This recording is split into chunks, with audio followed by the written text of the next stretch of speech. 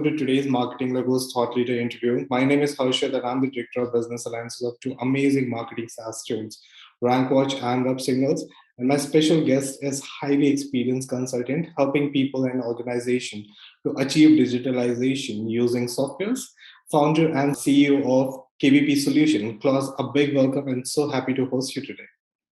Thank you very much, Harsh, and I'm happy to be in this interview. From my perspective, I'm always happy to collaborate with any kind of companies, any kind of people in all over the world, since we are very international. We are on nearly all the continents, and that makes me willing to talk to any kind of people, whatever race, whatever religion, whatever color, whatever mind, whatever political mind. So we are very open to discuss with everyone. Very wise. Klaus, please tell us a bit more about your journey. How were you like as a child and how you got to where you are today? Yeah, my journey is quite a strange one because when I was small, I'm talking about small, really 3 years, 4 years old, my mom got divorced and my dad went to Australia and he disappeared forever. My mom got married the second time, was a Turkish citizen. So he was just an immigrant from Turkey. And we moved over to Turkey when I was 4 years old. And my grandpa, my grandma, my mom, my stepfather, we all moved over. And then there was my step brother coming in Turkey. So he was born in Turkey. I joined the Turkish school, first, second, and third class. That's the reason why I'm talking perfectly Turkish. And I have been educated on the Quran and on the Bible. That shows you that I'm a very open mind on religions, on everything. And from this point, that was a big experience. I grew up with 3 languages, English, Turkish, and German, and had a very open, mind in this part. We came back to Germany and I started working as different, let's say, jobs, first in the construction areas, and I made an education in Bosch for mechanical engineering. I went to the military. I had 8 years of military. So I was in the special forces in Germany and military. I have been transferred into Italy, to Sardinia, Decimo Manu, which is a NATO base, OTAN base with 4 nationals. I have been spending 4 years over there, was responsible for 35 Italian employees and American, British, Italian, and German employees, and learned very fast the language. And meanwhile, I had also an education in Taekwondo. So I'm quite a professional Taekwondo fighter. I was German champion, European champion in Taekwondo, and had my Taekwondo schools, which formed my capabilities to talk to people, to be sensible with people, to educate, to grow people. So that's base where it comes from. And then I started my professional career in different places of Germany. I have been living for my 60 years. I'm now 60 years. I just became 1st March was my birthday, 60 years. And more than 30 years of this life I have been spending abroad. So I lived in Singapore, I lived in Spain, I lived in Turkey, as I said. I lived 2 times in Italy, in Mexico, in Brazil, in Chile, different places in Germany. So that made me a little bit being cosmopolitan. And it was always in the construction field. So whatever construction you can imagine, I was into that and leading positions on very, very big companies. It can be seen in my CV where I have been. But the most impact for me was that I was always looking to improve processes and how to get the process somehow more effective. And this brought me, because my company KVP founded 23 years ago, so in 99. And from there, I did management consulting, so implementing processes, implementing software, implementing certain things, and all over the world, by the way.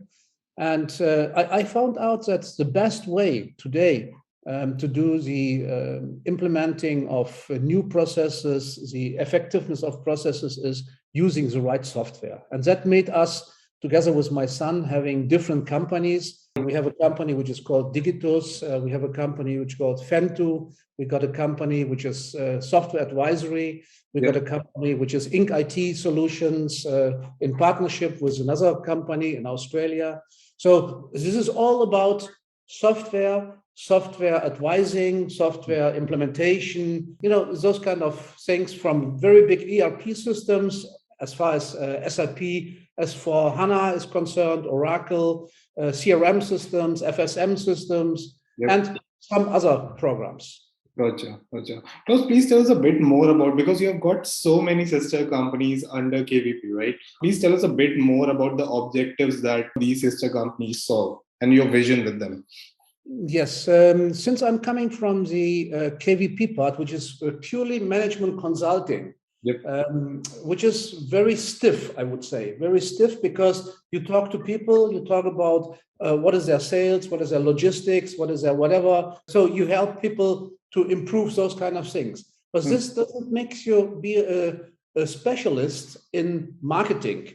So we did Digitus as a special digital marketing lead generation company, which we are using as well all over the world. So we do not only for software companies, we do that for coaching companies, we do it for like Six Sigma companies, for people who are doing in the automotive, different certifications. So in different applications, because once you know what is a lead, an MQL, an SQL, and how to generate that with the multimedia you have as possibilities, like Facebook, LinkedIn, Instagram, Sales Navigator, email marketing, with inbound, outbound, with SEO, with landing pages. So then you can create a value for someone, which is not management consulting, which is a different place. So, and since my son comes from the SAP side, he was 10 years a leader in SAP in Waldorf in Germany and in Singapore. I associated together with my son 10 years ago, and we created all these companies together. So it's not just my point, it's the combination of a software and program genius on this hand, a 34-year-old youngster, my son, and myself as I would say, process guru, like the dinosaur. So we combined all these both things, and this is a very strong tool because we are talking to different generations and different, let's say, education levels, different languages.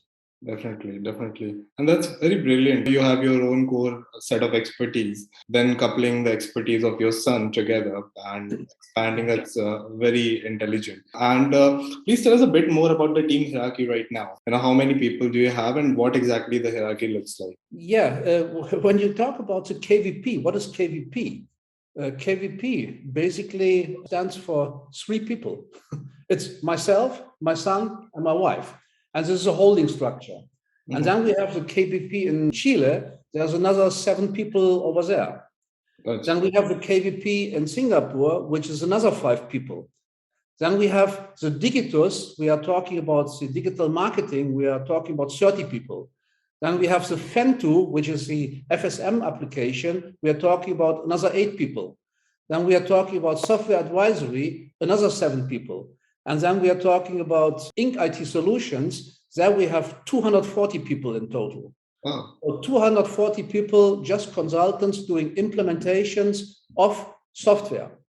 And they are mainly outsourced, let's say insourced, because they are on our full payroll in India, in Sri Lanka, in Indonesia, in Malaysia, in Philippines, in Australia. So all these people are experts in different fields of implementation of software. Gotcha. And as a KVP group, like who's an ideal fit as a client to you? For us, the KVP client, with the KVP, we are treating only in the building industry. I would say 95%. We have also companies in the railway industry, in the automotive, but it's not what we are looking for. It's the people coming to us. They have a problem and we solve the problem. But we are going ideally to main contractors. We are going ideally to facade manufacturers, window manufacturers, door manufacturers, all over the world. So this is KVP, 30 years of knowledge, because I have been in this field 30 years. So I know nearly everyone which has any relation to certain aspects of this. I have been founder of normative institution, so normation institutions in Mexico, in Germany, in Spain, in Brazil. So I know many, many people in this field. I know the most largest competitors because I have been working for the largest competitors, which are today my competitors sometimes, and created a kind of a, let's say, relationship that I'm respected and they respected from myself. So this is our target field where we offer our services as KVP with software and with process optimization. Gotcha. And but what's if we are looking into the digitals, we are talking about the vendors. I'm talking about Ernst & Young, Delaware, Capgemini, NTT, Atos. So it's a very, very big, reseller of SAP or Oracle or HubSpot or Salesforce.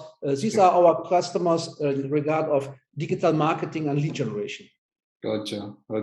And what all tools do you use for your own consulting firm and your sister companies? Which ERP or automation or CRMs that you personally use and prefer?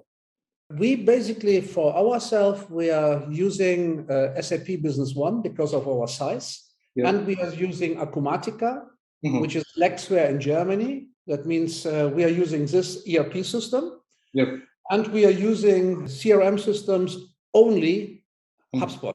So we are diamond partner of HubSpot, and we do a lot of implementation of HubSpot. And of course, when we do the entire marketing and lead generation and social media, so everything is done with HubSpot. So email marketing, everything with HubSpot.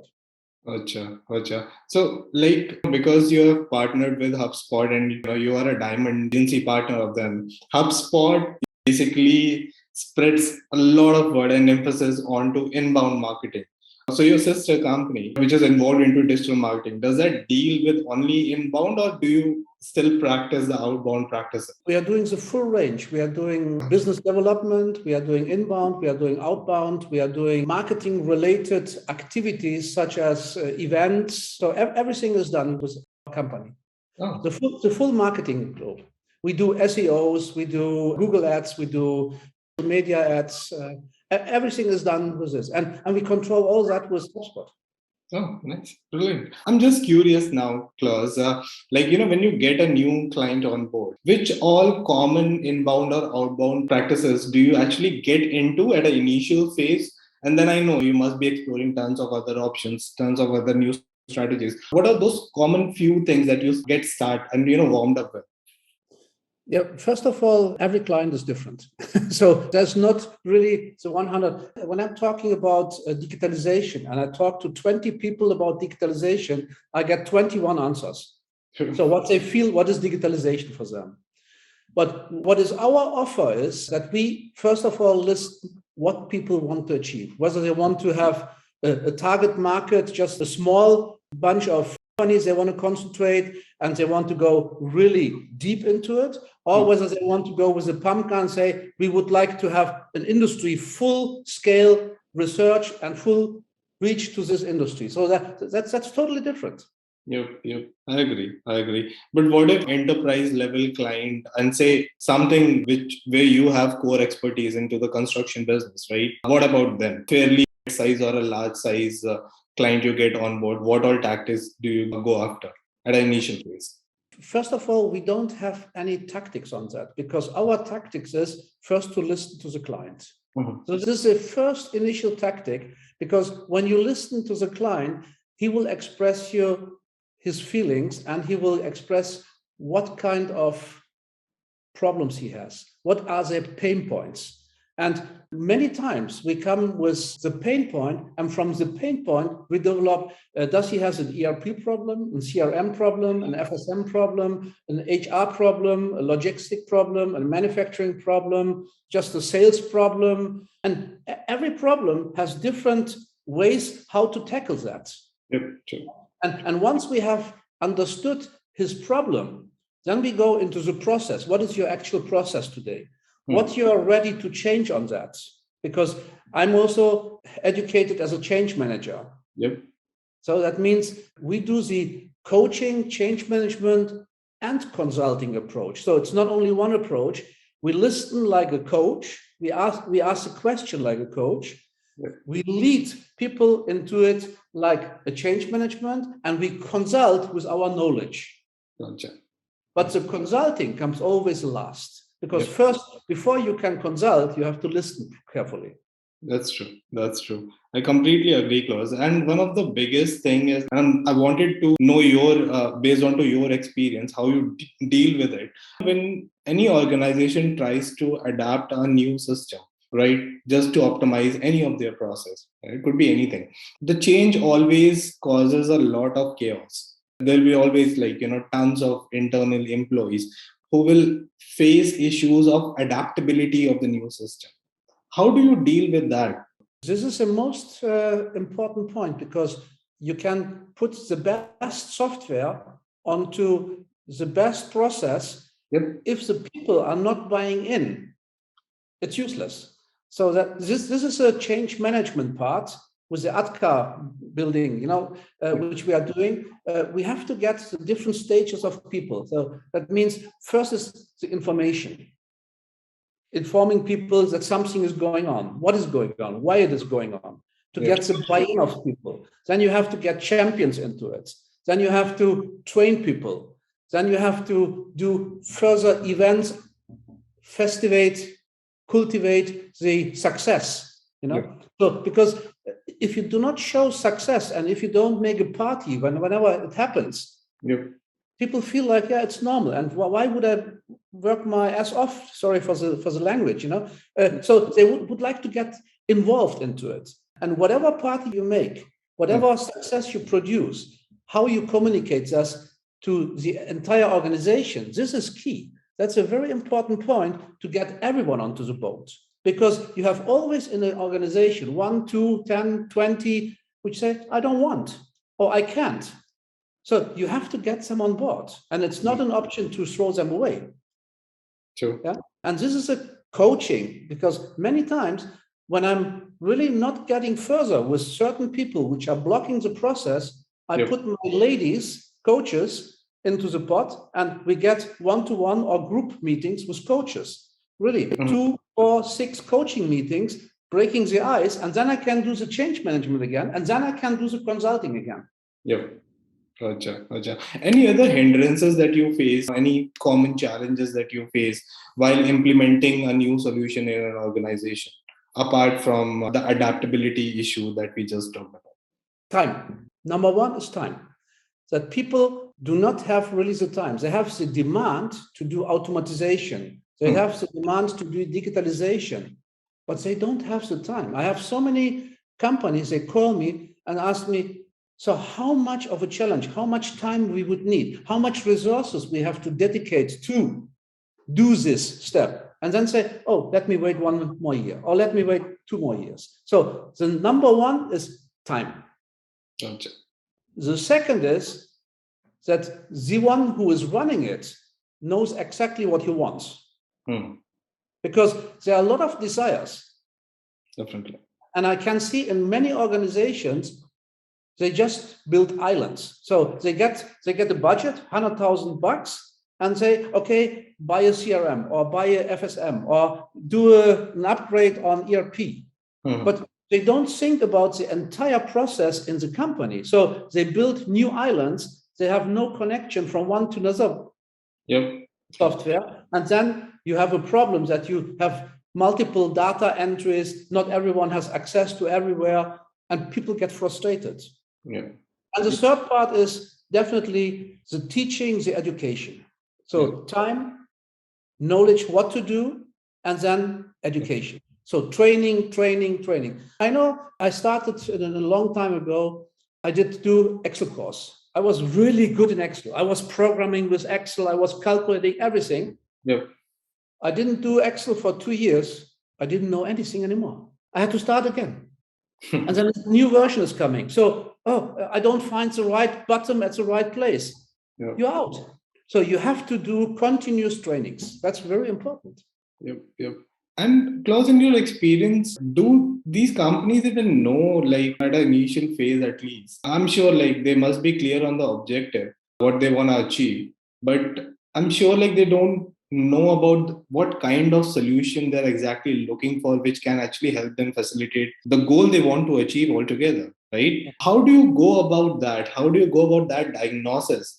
And then, coming up with the perfect tool, because you actually partner with so many tools and giving them that solution altogether. First is that there's no perfect tool at all, which might be today perfect, tomorrow it's already out. So it's just a photography. The perfect time is a photography when you achieved it, but you may not achieve it even. Yeah. So that's number one. And what is the possibility to get people closer to this? Doing a nice request. So a request form, leading them through the questions you want to bring, and then show options. Because we are not a vendor of SAP. We are not a vendor of HubSpot. We are not a vendor of whatever software. We are providing the right solution to the right application, to the right budget, to the right people. So if you look at these different steps, you will never make only one suggestion. So you give options. Yeah. So you collect the data, you say, okay, from this 200 possibilities, there are 5 which are matching more or less to you. Now let's choose together.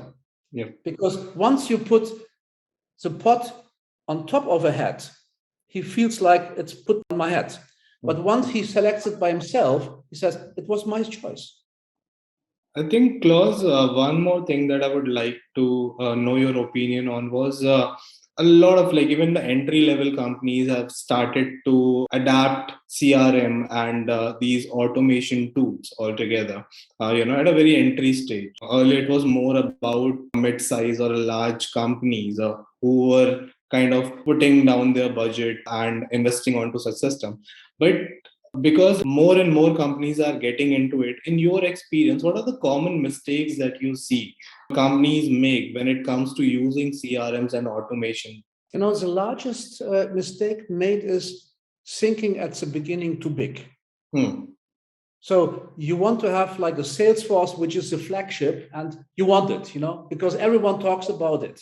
Yep. And you say, yeah, but my organization cannot really handle it. Number one, price-wise. Number two, complexity-wise. Number three, from the functions in there, which are not really dedicated to the industry completely. What we many, many times do is there are many different softwares in FSM and CRM. In ERP, not that much, but they are free of cost. HubSpot, in our Fentu, you have a starter package, it's free of charge. So you start building your knowledge, you start smelling, tasting, touching it, and then you say, oh, it's easy to handle. I like the UI. And these are certain points in there which is more to my industry, because you can go to the butcher and you can go to the baker. The butcher needs something different than a baker. Yeah? Sure. So if you don't have the specifics, he doesn't feel home. And you have to make this kind of things somehow with small, slice and dice appetizers, Yeah. And we are a friend of spending less money, starting slower, but then getting the right stuff, rather than going for one big hundreds of thousands or millions of investment and then 5 years implementation. And after 5 years, it's already not up to date anymore, So step by step. Gotcha. Even for larger organizations. So we did that for a really large organization, like 4,000, 5,000 people implementing CRM systems, FSM systems. We said, why don't you start with one department first? And then you have your master drivers and you have your people who knows it, and they can start bringing it into your organization. So it's better they bring it into organizations than we bring it. We can do that together. Gotcha.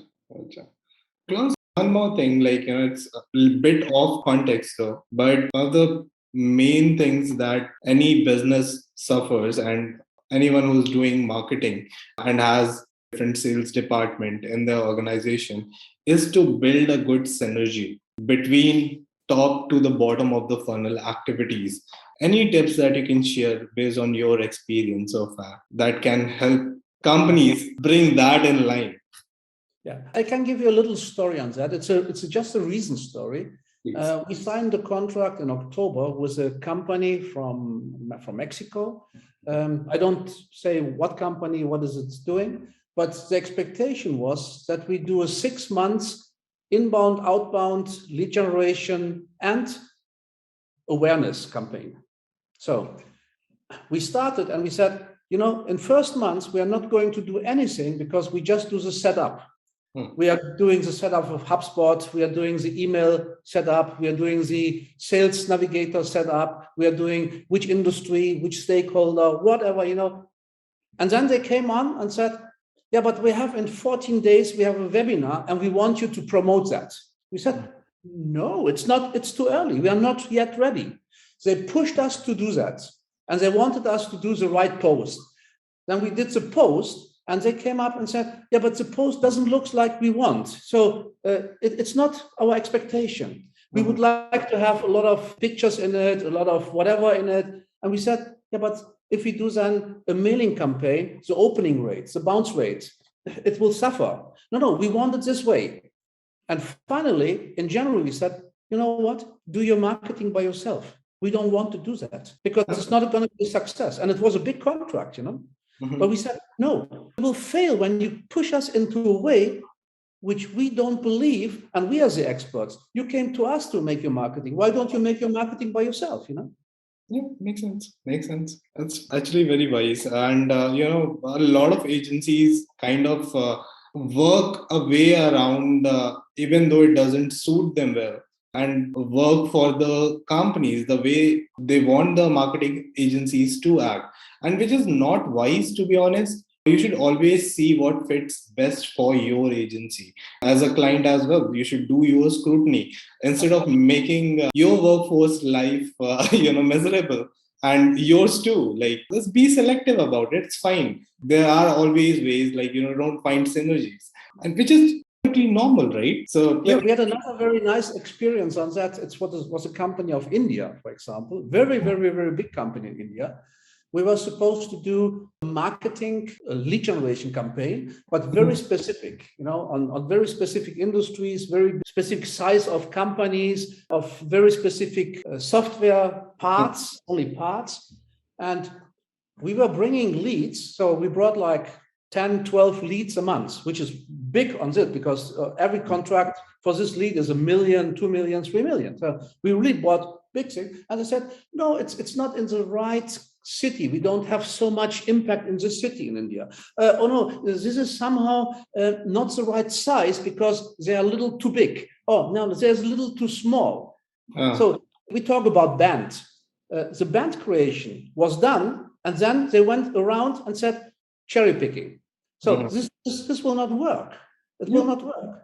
So you cannot change the rules of a football game during the 90 minutes of football game, True. And even if this is much more related to the targeting, and that's something like very initial exploratory call, your agency must be doing it, right? Setting up the right target audience, and I've spoken before, right, about it. So, yep, makes sense. Let's talk a bit more because, you are so much into training and coaching, right? How do you basically help companies convert leads to the actual clients? What your sales enablement process looks like? Yeah, first of all, you have to identify what is a lead. So we start from a prospect. A prospect is somehow a definition either of a client or an industry or a region or whatever. There are prospects. Yeah. From the prospects, you have to define first what is an MQL, marketing qualified lead. Yeah. An MQL is not a sales qualified lead. So it's just from intent data or from cookies or wherever there was an interest. Yeah. But still you don't know, are they going to have this interest within the next 3 months, 6 months, 9 months, 12 months? Do they have a budget? Are you talking about the right person who is a decision maker? Yeah. So how many licenses would they need? What is their pain point? So from marketing qualified leads, you go to sales qualified leads.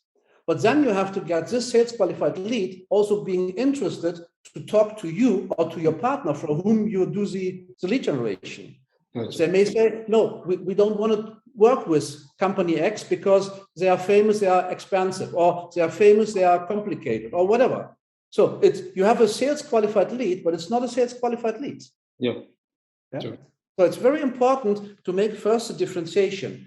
And once you talk to your client, you really have to make sure what is your band, what is the expectation. Yeah.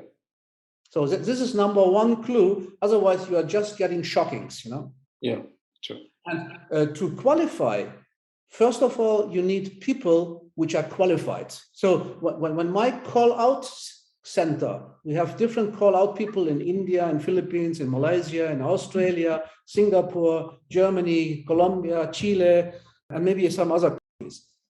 So when this call-out people get a new task, first they need 4 weeks education. Yeah. So what is the service or the product? Yeah. What is the band? What is the industry specifics? What is the stakeholders specific? Are we talking about CEOs or CIOs or CFOs, or because everyone has a different language? Yeah. So you cannot just pick up the phone saying, "Hello, sir, would you need an ERP system?" Clack, hang on. True.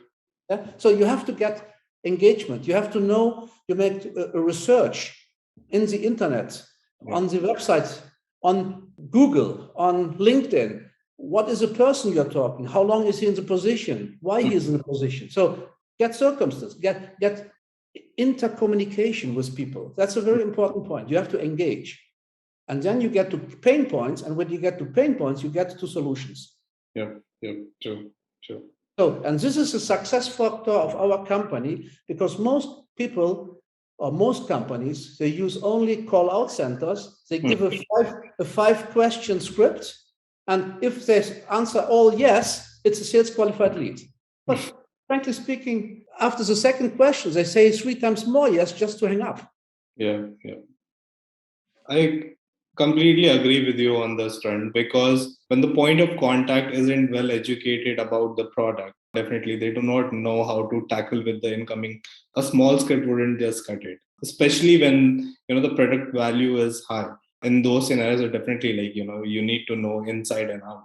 So yeah, makes sense. Klaus, one more thing. Since you have been in industry for so long, the consulting business has been in business for around 23 years now. Please talk a bit more about your most successful case studies for your business, where you have particularly helped a business reach to all new height with your consulting and coaching. There are so many different case studies. First of all, is in the management consulting, my case studies are all product-based. Okay. Product-based, but not on the software, it's on the products. Okay. The product, which is a profile, which is a window, which is a facade, which is a door, which is a hardware. So here you have to have, in the case study, first of all, the deep knowledge about the product base. Yep. And the industry. And then you can make in the case study, so what is the regional or the global demand on those kind of things, and what are the competitors are doing? So you do the case study based on this, and then you get people doing exactly what it's needed to be outstanding, because the most important thing is to be outstanding in this part. Yeah. If you are doing software, it's not the outstanding. It's to be at the right time, at the right place, with the right people to make the right statements. Sure. Yeah, it's very much different if you talk about the hardware or window or the product or software. So the case study in software for us, we have beautiful case studies where people have been working. I'm taking an FSM case study, just simple. We got into a company. They said we are now 25 people in installation, maintenance, and service, and we have grown from 7 to 25. And we are really crazy about the paperwork, and we do not know anymore who is who and where, and does he have the right capabilities to do the job. So we said, so why would you need now change anything? And the question was, he wants to make it more effective. There's many things. Using Excel, you can do more effective. But he said, no, my effectiveness come because my suppliers asked me to do reportings. And here's the case study, very important. It's not that you make a small team more effective, it's to get the entire team more effective. So today, he is doing the work of insight planification only with one person, before was 3 persons, and he does 2 installations a day or services more because he can plan as well certain things which are coming, like there's a door not opening and he is very close to it and he gets a signal on his mobile, and he can go as well over there on the way back. So he does more work. So the case study is not with Excel planning something, also the reactive part. You act and you can react fastly. And this is a very important point. The action and reaction and the reporting to the suppliers to make it a circle, that makes the success being somehow a big case study. Or if you look into CRM systems, we had a consultant company, just a small consultant company, 5 people. He said, I'm doing like 7,000, 8,000 email marketing months. I don't know who has opened my mails, how many times he looked at it, whether he went to my website. I cannot track all that. So this was like cold outreach emails? Correct, cold outreach. Yeah. So we helped him to get organized, that he got the warnings whenever he got interactions, and he could do the call more professional with much more depth. Oh. Just curious, what tools did you advise him? We got Sales Navigator and HubSpot. That's it. Oh, nice. Very very effective, very cost effective. And for him, he was 20 times more efficient. 20 times. That's brilliant. Yeah. So these are the small, and I can talk about big ones, but case studies, you need 30 minutes, 40 minutes of a story build-up, But you can see only with small things, you just scale it up for big things. It's tremendous. We have one company, which is a multinational company, very, very big company. They started with 1 unit of their installers to do the installation with our FSM system. And they got direct connection to their ERP. So we got connection to the ERP, which is not that easy usually. And we got the reportings back and forth up to the invoicing and the after-sales service. They realized that they have a potential to do that not only with this company, to do it with 280 more companies. So just imagine they got with one company 5 times more efficient, and how many 100 times more 5 times efficient. Yep. That's brilliant. And Klaus, any horror story that you would like to share, another lesson that you learned? I'm sure like so many years that you have spent with your consulting and coaching, there must be something, some horrible incident that happened. And please tell us that. Yes, I have one nice story, which is a kind of a Waterloo, I would say. We went into one big project. It's a company in Munich, big company. They have been working with us the last 18 months on total landscape of the software. So we are talking about SAP for HANA. We are talking in different branches in China, in India, in Russia, and wherever. SAP Business One. We are talking about implementation of HubSpot. We are talking about implementation of laboratory software. We are talking different scopes. So it's a real project. And we have been working with these guys very hand in hand for nearly 18 months. And then they got bought by an American company. And there came a new head, and he said, for the time being, we are going to solve that only with Excel and... Oh, that's horrible.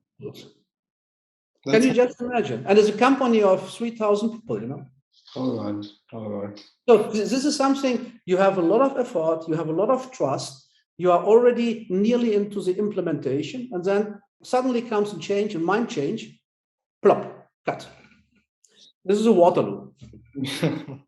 A lot of investment, a lot of very beautiful moments, and then nothing. Well, and this is also consultancy.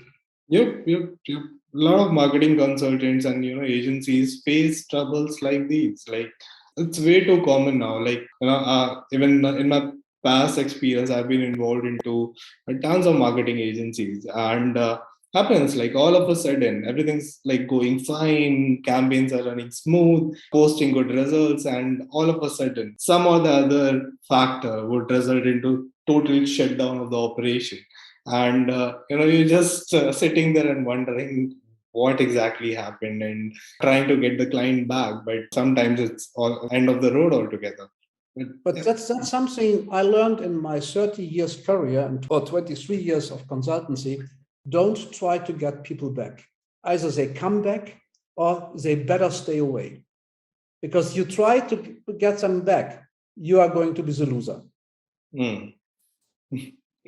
That's wise. I think, Klaus, let's do a quick rapid fire. Are you ready for that? Sure. Yeah. What motivates you the most? The most motivation is when I see a happy client. Oh, nice. At what age were you the happiest and why? Probably with the age of 60 now, I'm the happiest because I'm still very active sports-wise. I have a wonderful family.